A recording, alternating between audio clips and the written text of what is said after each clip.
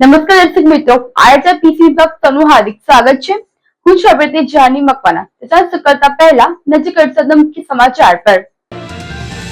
ભરૂચમાં ગિયાસુદ્દીન શેખે એઆઈએમઆઈએમ ને ભાજપની બી ટીમ ગણાવતા કોંગ્રેસના મેન્ડેટથી નારાજ કુતબુદ્દીન પટેલે પણ કહ્યું, ગિયાસુદ્દીન શેખ કઈ ટીમના? ભરૂચ નગર સેવા સદનના વોર્ડ નંબર 8 માં ભાજપના પ્રચારમાં ધીંગાણું મુદ્દે ઉમેદવારે આપ્યું નિવેદન।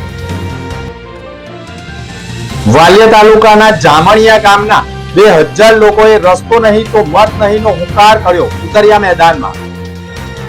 ભરૂચ શહેરના વોર્ડ નંબર 8 માં ભાજપની પ્રચાર રેલી દરમિયાન તણાવપૂર્ણ પરિસ્થિતિ સર્જાઈ હતી।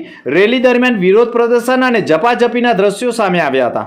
રેલીમાં સામેલ ભાજપના ઉમેદવારો અને વિરોધ કરતા લોકો વચ્ચે અથડામણ થઈ હતી, જેના કારણે થોડી વાર માટે પરિસ્થિતિ તંગ બની ગઈ હતી। ઘટનાના પગલે વિડીયો અને ફોટા સોશિયલ મીડિયા ઉપર વાયરલ થયા હતા।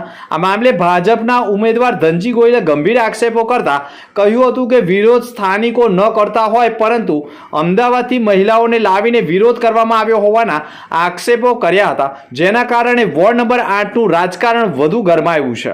ભારતીય જનતા પાર્ટીના વોર્ડ નંબર 8ની ગઈકાલે પ્રચાર રેલી હતી।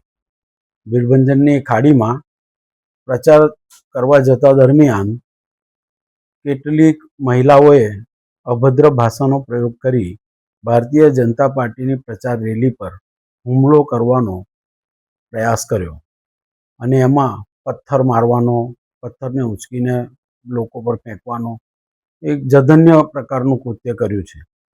હમણાં અમને જાણવા મળ્યું છે કે જે મહિલાઓએ ત્યાં આગળ અમારી પર હુમલો કર્યો એ મહિલાઓ ત્યાંની સ્થાનિક નથી, એ ક્યાંક અમદાવાદ બાજુની છે અને એના પર ગંભીર પ્રકારના ગુનાઓ પણ છે। સાંભળવામાં તો એ પણ આવ્યું છે લોકચર્ચા પ્રમાણે કે એ તડીપારના ગુનેગારો છે। એટલે આવું જે ભારતીય જનતા પાર્ટીને વોટમાં હરાવી નથી શકતા એ લોકોએ આ સુનિયોજિત પ્રકારનું કાવતરું કરી અને ભારતીય જનતા પાર્ટીને બદનામી કેવી રીતે મળે અને બદનામ કેવી રીતે થાય જેથી એને મળતા વોટોમાં ભંગાણ પડે, આ પ્રકારનું દુષ્કૃત્ય કર્યું છે।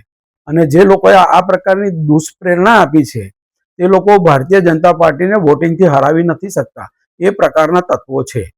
એટલે મારી આપને એ જ અરજ છે કે એ લોકો ત્યાંના સ્થાનિક નહોતી એ મહિલાઓ, અને ત્યાં સ્થાનિક ન હોવાને કારણે ત્યાં ભાડુઆત રહે છે અને જે સરકારી જમીન પર આ બધા જે ઝૂંપડપટ્ટી આવેલી છે ત્યાં આગળ આ તડીપારના જો ગુનેગારો રહેતા હોય તો મારી પોલીસને પણ અપીલ છે કે આ પ્રકારની તપાસ કરવામાં આવે અને આવા જે શાંતિ ડોળવાનું કામ કરે છે તે લોકો પર કાયદેસરના પગલાં ભરવામાં આવે। ભરૂચ જિલ્લાના નગરપાલિકાના વોર્ડ નંબર 10 માં ફુરજા 4 રસ્તા નજીક કોંગ્રેસની પ્રચાર સભા યોજાઈ હતી, જેમાં અમદાવાદના દરિયાપુરના કોંગ્રેસના પૂર્વ ધારાસભ્ય ગિયાસુદ્દીન શેખ ઉપસ્થિત રહી તેઓએ ભાજપ ઉપર પ્રહારો કરવા સાથે કોંગ્રેસમાં પણ ભરૂચ જિલ્લામાં થોડો ઘણો વિખવાદ છે તેને દૂર કરવાના પ્રયાસો થઈ રહ્યા હોવાનું કહ્યું હતું અને આદિવાસી અનુસૂચિતના મતદારો અને ખાસ કરીને મુસ્લિમ મતદારોને મતદાન કરવા અપીલ કરવા સાથે મુસ્લિમો ઉપર અત્યાચારોની હવે હદ વટી હોવાના આક્ષેપો જાહેર મંચ ઉપરથી કરી ભરૂચની ધરતી રાજ્ય કક્ષાના સાંસદ અને કોંગ્રેસના સલાહકાર મરહૂમ અહમદ પટેલને યાદ કર્યા હતા અને કહ્યું હતું કે અહમદ પટેલના નિધન બાદ ભરૂચ જિલ્લામાં કોંગ્રેસમાં ભયંકર વિખવાદને કારણે કોંગ્રેસ નબળી પડી રહી હોય અને કોંગ્રેસમાં વોર્ડ નંબર 2 માં 2 ઉમેદવારોના મેન્ડેટ મુદ્દે કહ્યું હતું કે કોંગ્રેસમાં વિખવાદ છે તેના કારણે કોંગ્રેસથી નારાજ થઈ એઆઈએમઆઈએમમાં ગયા છે, પરંતુ તેઓ બંને કોંગ્રેસમાં જ છે અને કોંગ્રેસમાં આવશે અને ચૂંટણીની મતગણતરી બાદ તેઓ પુનઃ કોંગ્રેસમાં જોડાશે તેમ કહી કોંગ્રેસના મજબૂત કરવાના પ્રયાસો પણ કરવામાં આવી રહ્યા હોવાનું ગિયાસુદ્દીન શેખે કહ્યું હતું। મેન્ડેટો જે વેચાઈ ગયા છે, 2 મેન્ડેટોને લઈને જે ઉમેદવારો નારાજ છે એમાં બેસી ગયા છે અને ક્યાંક ને ક્યાંક કોંગ્રેસને નુકસાન કરશે, શું કહેશો? કોંગ્રેસ આની અંદર આપણે કહું કે કોઈ નુકસાન થવાની ભીતિ નથી। કોંગ્રેસની વિચારધારા સાથે જે લોકો જોડાયેલા છે એ કોંગ્રેસને જ મત આપવાના છે। એમઆઈએમ નો તો હવે પ્રશ્ન જ નથી। અમદાવાદમાં સભા થઈ 300 લોકો ભેગા થયા હતા, એમઆઈએમ ને બધા ઓળખી ગયા છે। જે પશ્ચિમ બંગાળની અંદર એમ જે કૃત્ય કર્યું છે હુમાયુ કબીરની સાથે, એટલે ત્યાં એમની આખી બાજી ખુલી ગઈ છે કે 1000 કરોડ અંદર મુસ્લિમ સમાજના મતોને તિતર-બિતર કરવાનું કામ કર્યું છે. અને હું માનું છું કે ઓવેસી જેવા લોકોની રાજનીતિ આ હિન્દુસ્તાનની અંદર ના ચાલી શકે. આ દેશમાં એ શાસન કરી શકે જે તમામ ધર્મ જ્ઞાતિના લોકોને સાથે લઈને ચાલે. અને એ માત્ર કોંગ્રેસ પક્ષ જ છે કે જે તમામ ધર્મ જાતિનું જે છે કે પ્રતિનિધિત્વ કરે છે.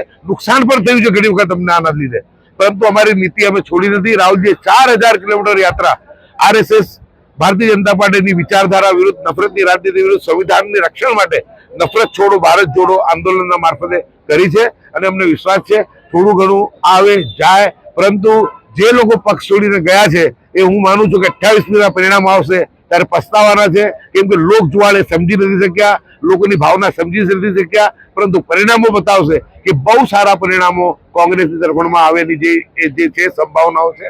અને અમને સંપૂર્ણ વિશ્વાસ છે કે જનતા આ વખતે અમને સાથ અને સમર્થન આપશે.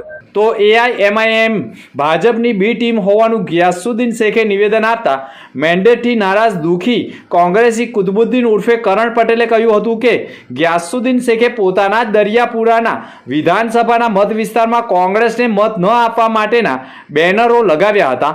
તો પ્રથમ તો ગિયાસુદ્દીન શેખ કઈ ટીમના છે તે અંગે ખુલાસો કરે અને પછી AIMI ઉપર આક્ષેપ કરે તેમ કહી કોંગ્રેસની મતબેંકને AIMIM નુકસાન કરી શકે તેવી શક્યતાઓ નકારી શકાય તેમ નથી તેવું પણ માનવામાં આવી રહ્યું છે. અને કુતુબુદ્દીન ઉર્ફે કરણ પટેલે ગિયાસુદ્દીન ઉપર પણ ગંભીર આક્ષેપ કર્યા છે. કરણભાઈ, તમારા મેન્ડેટનું જે વિવાદ હતું ત્યાર પછી તમે MIM માં જોડાયા.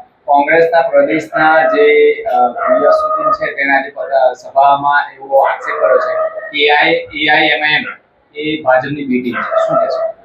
દિનેશભાઈ, મને યાદ છે ત્યાં સુધી મને કોંગ્રેસમાં 30 વર્ષ મેં રહેલો છું. મને એમઆઈએમમાં જો 5 દિવસ થયેલા છે, પણ ગિયાસુદ્દીન શેખના ઘણા બધા ભાષણો મેં સાંભળેલા છે. પણ કાલે જ મારી પાસે એમના જ એરિયાનું દરિયાપુરનું એક પોસ્ટર મેં જોયું છે. ત્યાં એવું કીધું કે કોંગ્રેસના કોઈ પણ નેતાએ આ વિસ્તારમાં પ્રવેશ કરવો નહીં. તો પહેલા બી ટીમ તરીકે તમારે અમદાવાદમાં કામ કરવાનું છે. તમે કઈ ટીમમાં છે તે નક્કી કરો. તમે એ જ લોકો છે જે અમે જ્યારે હું કોંગ્રેસમાં હતો અને મારું 150 માણસનું ડેલિગેશન લઈને હું પીસીસી પર પહોંચ્યો. આજ ગિયાસુદ્દીન શેખને ઓછામાં ઓછા 100 કોલ કરેલા, અમિત ચાવડાને અમે ઓછામાં ઓછો 500 કોલ કરેલા.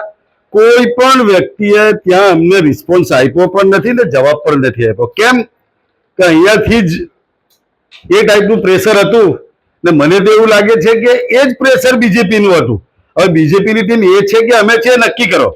કેમ કે મારા લોકલ વિસ્તારની અંદર મેં જોયું કે લગભગ આ મેન્ડેટ બચાવવામાં પણ બીજેપીનો સપોર્ટ હતો એવું મને સ્પષ્ટપણે દેખાય છે. એક તરફ ભારત ડિજિટલ અને સ્માર્ટ બનાવવાની વાતો કરી રહ્યું છે. ભરૂચ જિલ્લાના વાલિયા તાલુકાના જામણિયા મીરાપુર ગ્રુપ ગ્રામ પંચાયતના જામણિયા ગામના લોકો આજે પણ પ્રાથમિક સુવિધા એટલે કે પાકા રસ્તા માટે વલખા મારી રહ્યા છે. છેલ્લા 20 વર્ષથી માત્ર વચનોના જોરે જીવતા આ ગામના લોકોએ હવે કંટાળીને આવનારી ચૂંટણીના બહિષ્કારનો પણ ચીમકી આપી છે. આદિવાસી બહુલ જામણિયા ગામની વસ્તી અંદાજે 2000ની છે. ગામને મુખ્ય માર્ગ સાથે જોડતા માત્ર 3 કિમીનો રસ્તો વર્ષોથી ખોદાયેલો છે. અત્યંત બિસ્માર હોવાના કારણે ચોમાસામાં પણ તેઓ રસ્તો સંપર્ક વિહોણો બની જાય છે તેવા આક્ષેપો કરી રહ્યા છે. 800 મતદારોનું મતદાન છે અને 20 વર્ષથી વિકાસના માત્ર વાયદા જ થયા છે.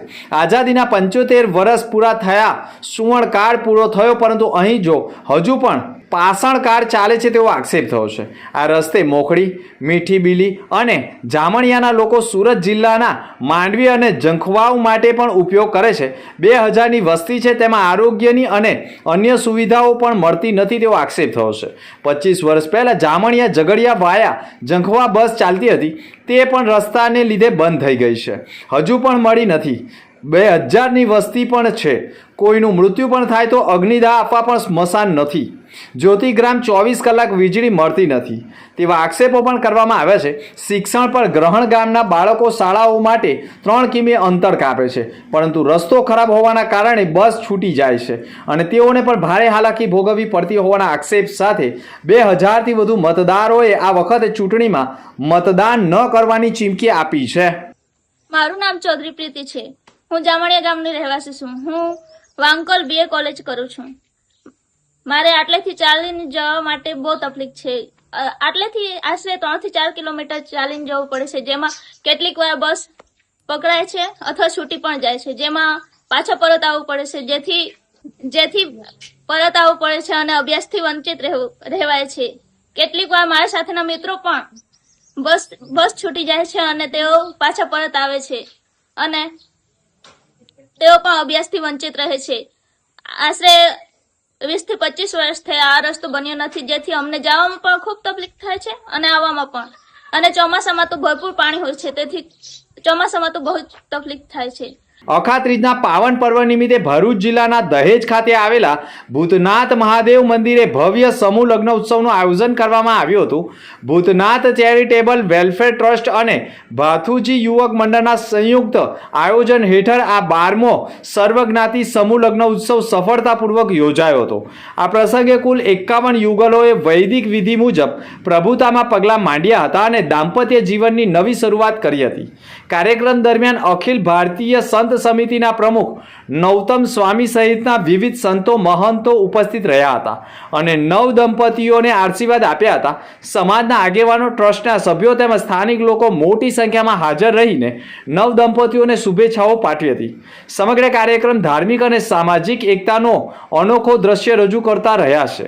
ઉલ્લેખનીય છે કે ભૂતનાથ ચેરિટેબલ વેલફેર ટ્રસ્ટ દ્વારા અત્યાર સુધીમાં 900થી વધુ દીકરીઓના લગ્ન કરવામાં આવ્યા છે, જે સમાજ સેવાનું ઉત્તમ ઉદાહરણનો દાખલો માનવામાં આવે છે. સમસ્ત બ્રહ્મ સમાજના આરાધ્ય દેવ અને ભગવાન શ્રી વિષ્ણુના છઠ્ઠા અવતાર એવા ભગવાન શ્રી પરશુરામજીના જન્મોત્સવની ભરૂચ શહેર સહિત જિલ્લાભરમાં ભક્તિભાવપૂર્વક ઉજવણી કરવામાં આવી હતી. શ્રી સમસ્ત ગુજરાત બ્રહ્મ સમાજ ભરૂચ શહેર દ્વારા આયોજિત વિવિધ ધાર્મિક કાર્યક્રમોમાં બ્રહ્મ સમાજના અગ્રણીઓ અને ભાવિક ભક્તો મોટી સંખ્યામાં જોડાયા હતા.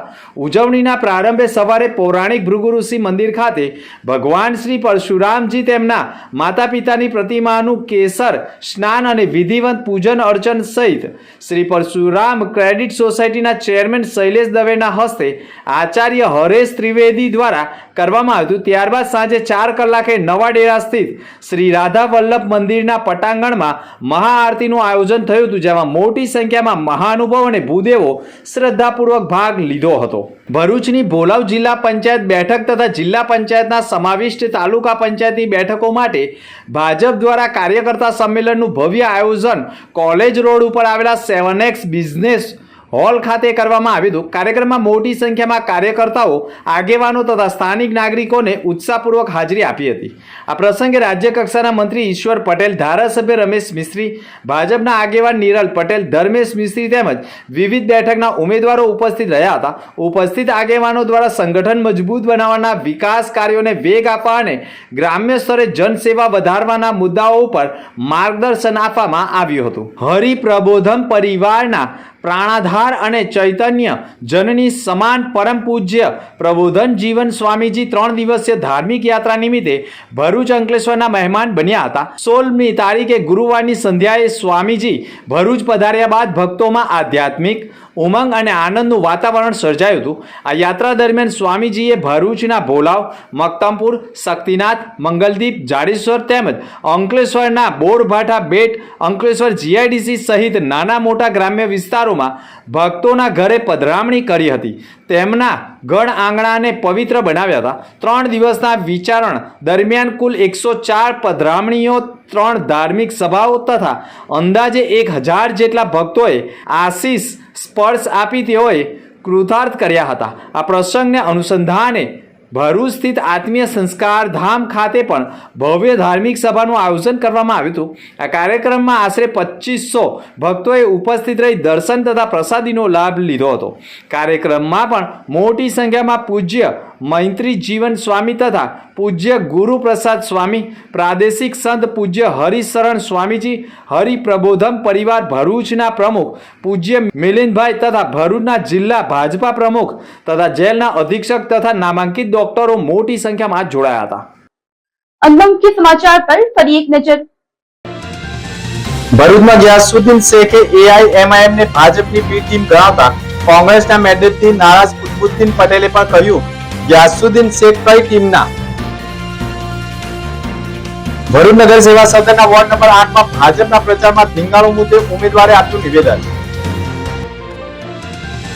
વાલિયા તાલુકાના જામણિયા ગામના 2000 લોકોએ રસ્તો નહીં તો મત નહીંનો હુંકાર કર્યો. ઉતર્યા મેદાનમાં. તો આ હતા તે સમાચાર. નવા સમાચાર સાથે ફરી મળીશું. નમસ્કાર.